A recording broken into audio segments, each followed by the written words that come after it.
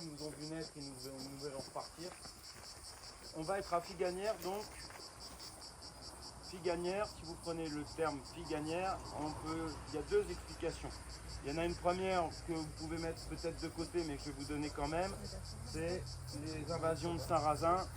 Et alors, il faut savoir que tous les villages perchés, hein, demain vous serez avec Fred Lanor, un vrai guide du patrimoine de la Dracénie, qui est à Château-Double et à, je crois que vous avez une autre, vous allez vers Ampus ou vers Tourtour, je sais pas. Tourtour. Tourtour. Vous allez passer une très belle journée avec un guide qui s'y connaît vraiment très fort en patrimoine dracénois. La Dracénie, c'est en fin de compte toute la région de Draguignan, dont Figuianière fait partie.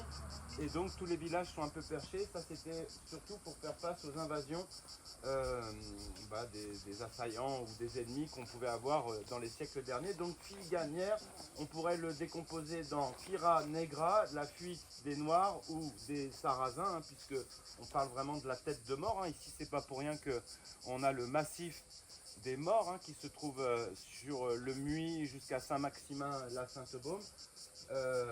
Mais c'est une version un petit peu, on va dire, ou politique ou un petit peu historique, mais qui ne tient pas forcément trop la route, surtout quand on sait que Figuianière, depuis des siècles, est un peu le garde-manger de la Dracénie. Alors pourquoi garde-manger? Vous verrez d'ailleurs que sur les emblèmes de la ville, on y trouve un petit écureuil. Vous le verrez même parfois sur le sol, par terre, hein, si vous faites attention, vous verrez des écureuils un peu partout, c'est sur le blason de la ville, mais Figuianière, c'est pour figue noire. On aura même une très belle représentation, un beau trompe-l'œil dans Figuianière qu'on ira voir tous ensemble, qui illustre vraiment l'importance de la figue, l'olive, le raisin.